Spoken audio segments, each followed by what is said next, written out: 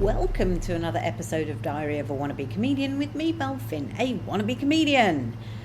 I I don't know where to start. I really don't with this one. I mean, you know that I took a bit of a break, and part of that was I was getting a bit worn down with politics, and I thought I'm going to come back to this podcast. I'm going to make it about comedy, no politics, just comedy. And then you get a week like this in politics and you realise as a comedian, I can't beat them. I cannot beat them. They are an absolute joke. That's the only way to put it. I'm of course referring to Rachel Reeves, who is the Chancellor in charge of the money, sitting in Parliament and breaking down in tears. I just, as a woman, my heart goes, I can't bear it.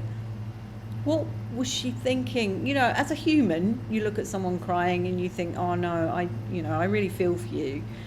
But given her position, utterly ridiculous. Why was she even there? I mean, they're trying to mask it and say she had a personal event going on. I don't know what it is, but I mean, we know that's rubbish. We've only got to look at history and look at the people that have cried in politics. Margaret Thatcher, when she left her job. Liz Truss, when she left her job. Gordon Brown, when he left his job. These are the people that cried. Now she's crying, she's obviously going to leave her job. But as a woman, it breaks my heart because it just puts us back when you see this kind of rubbish. I mean, it was only a few days ago she was dancing around in her hold-ups, in a silky green suit, and that again, I mean, I know you should be able to wear what you want, and they say you shouldn't comment on women's clothes. Well, I thought it was inappropriate to wear hold-ups underneath a green trouser suit where you can see them. But I am also going to comment on the fact that Keir Starmer always looks like an unmade bed, so he's just as bad. So that's the political section done. Let's move on to my actual comedy. I did 2 gigs this week. I did one in Harrow. I did Sunset Comedy. I absolutely adore Sam, who runs it. He's great, but it is a little bit of a misogynistic gig. I'm sorry to say. I mean, it wouldn't stop me doing it. There's a lot worse out there, believe me. But I just found, it's a little bit... And also, maybe this is the green-eyed monster in me. I don't know. I don't think he rates me because he always puts me early on in the first half. That's fine. He's entitled to his opinion, as am I. I think I'm all right, and I'll come on to that in a minute. But I don't think he rates me. And he had 2 women in the second half. I think he closed the first half with someone doing 10, and he obviously had a headliner also doing 10. And they were both female, and they were both young, and... one was very girly and like, silly little voice and laughing. And it's like, okay, if that's your act, that's fine.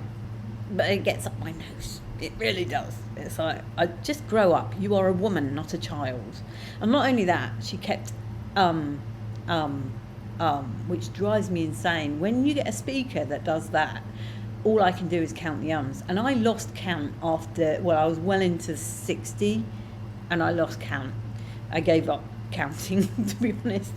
I'm not the only one who does that, actually. I watched a video. So Scott Rouse, he trains people on body language. He's great. He's part of the body language panel, but he also trains people in police force, I think, in America. He's American, but he's a great guy.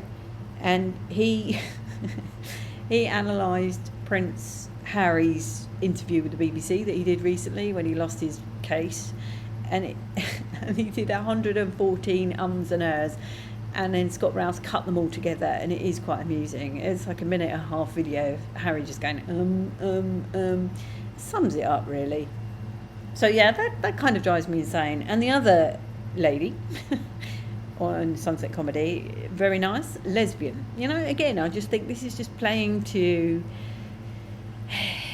It's difficult because of course she's perfectly entitled to be a lesbian, but I just felt the way the night was, it just fed into that what's the word I'm looking for, you know what I mean, it just fed into that whole narrative of what women are. They're either silly little girls pulling silly little voices, or they're lesbians. You know, there's no room for proper grown-up women, which I class myself as one.